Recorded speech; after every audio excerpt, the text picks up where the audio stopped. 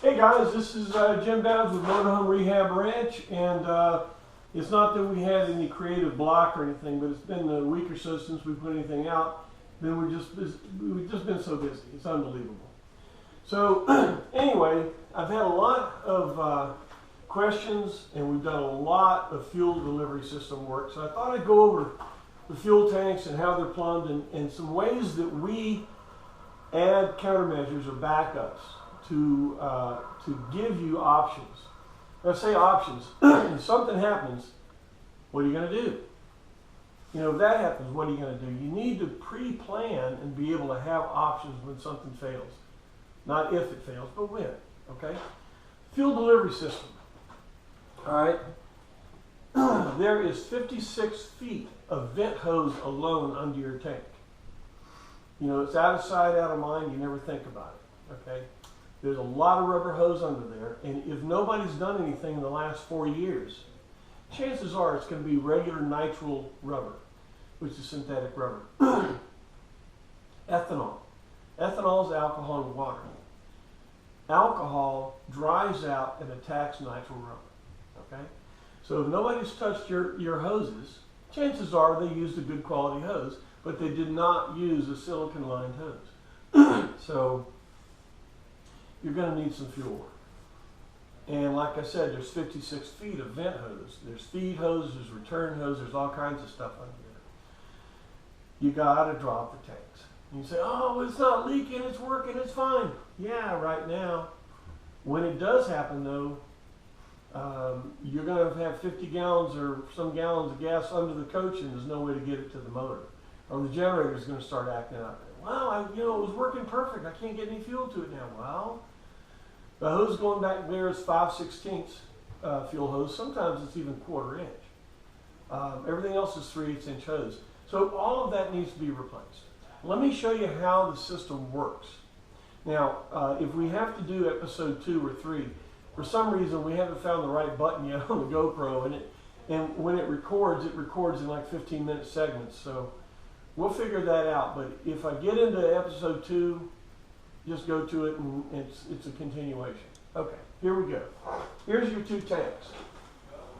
The tanks are about 5 inches deep. If you are very, very low in gas, don't park on a hill, right? Because all the gas will slosh over the side and your wick will go dry. So if you ever have a problem, fuel problem or any problem, try to keep the coach level when you're parking. That way, if there is fuel in there, it's on the sock and we can get it out of there, okay? But anyway, so they're very shallow. They're 25 gallons each. That means there's a lot of surface area on the bottom. I have customers in California that tell me they don't drive in the desert during the summer in the day because they can hear the fuel boiling in the tanks. Kind of scary. There's so much surface area on the bottom, and it's so close to the road, hot, black asphalt, that after driving for a while, they get hot. Vapor lock is a common problem when we're having to deal with carburetors. And carburetors have a real problem because it uses physics, it uses altitude, it uses gravity. The definition of a carburetor is a controlled series of spring-loaded leaks. Air leaks, water leaks, whatever. And if anything gets in it, any contaminations, if there's a vapor lock. Vapor lock happens when the fuel gets so hot that it separates and it causes bubbles. Well, when bubbles get into a carburetor, it's a vapor lock issue. And actually, if bubbles get in front of the fuel pump, the mechanical fuel pump stops pumping at 5-6 psi, and the spring starts going like this. The diaphragm doesn't go anywhere. It doesn't know the difference in fuel pressure or vapor pressure. So basically what happens, the fuel pump stops pumping until your pressure gets below 6 psi. Okay? So that's the reason we're having vapor lock, or a lot of it. Some of it is the hose between the carburetor and the mechanical pump, which we have one that has a 700-degree pyro shield.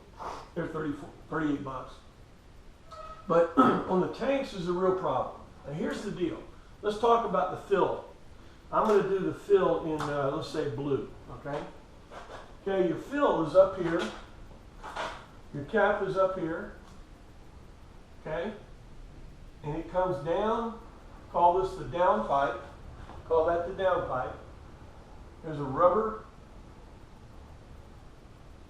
boot, I call it a 45, it's not exactly, but it's a molded rubber boot, very important to use that. Then it has a pipe. Stops here, there's another small rubber boot right here, and it continues to the back. Now if you have a 73 or an early style, there'll be a rubber boot here, here, and a T here. The later models were all metal. So then the pipe, this is a 1 1/8 inch pipe, comes back to here. Oh, I'm great. I'm great at this, huh? Then there's a rubber elbow. It connects the two right here. That's a special rubber, molded rubber elbow as well. So you got 1, 2, 3 unique fill parts. We have those. They're not cheap, and because it's not like you can't buy 1.1/8 rubber. You can buy 1 inch. You can sometimes buy 1.25 inches, but you can't buy 1.1/8. It's a molded part. Most all the other parts are available locally. These are 3 that are not. All right. Now, coming off the top of the tank, there's a vent. One of the two. This is the center. This is the center.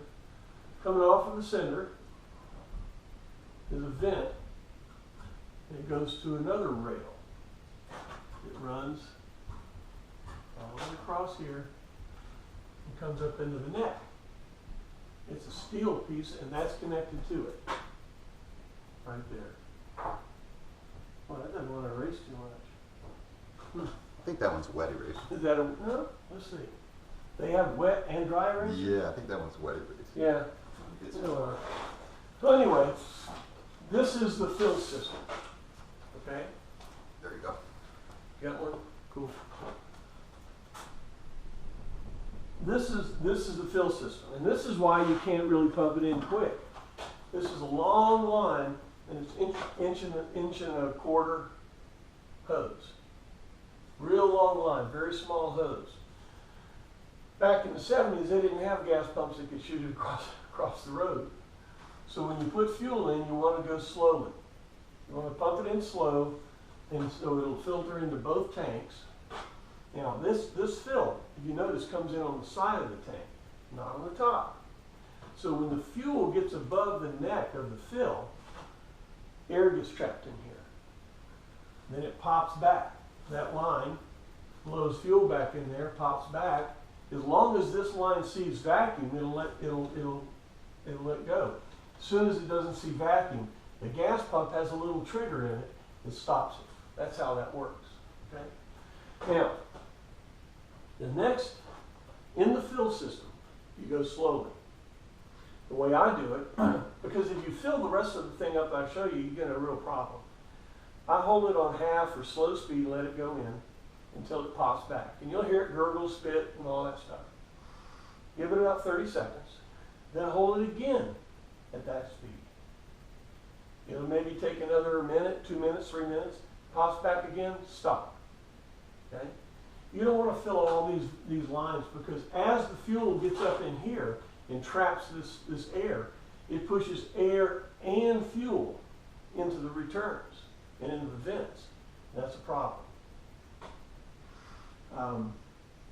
So you fill it slowly. Now, how do we relieve this pressure that's up here that's created as the fuel is being pushed into the tank? Because remember, after the fuel gets to this point in the tank, the fuel coming in has to push the fuel that's in the tank out of the way to get in. It's not a wonderful system, but it's what we've got. And if you change it, well, you can change it. But legally, I can't change that. That's an engineered, DOT-approved system for this coach. So if I modify this thing heavily, you have an accident, the tank blows up, well, you won't be happy. I won't be happy either. It'll be a problem. So we don't want to do that.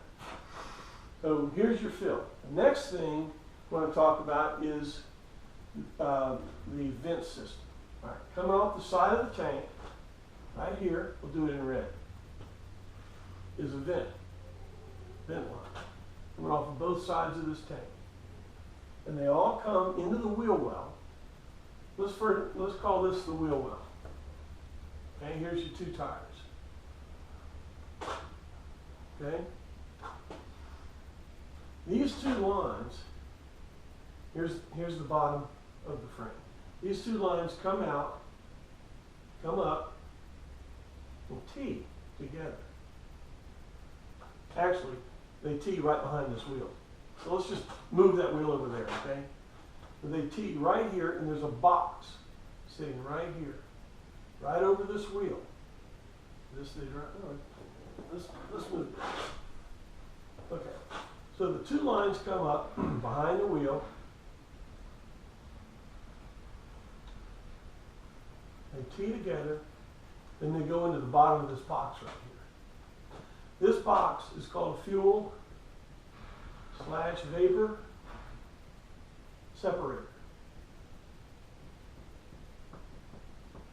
Fuel vapor separator. What its job is, as these tanks fill up, they start pushing air out of this vent.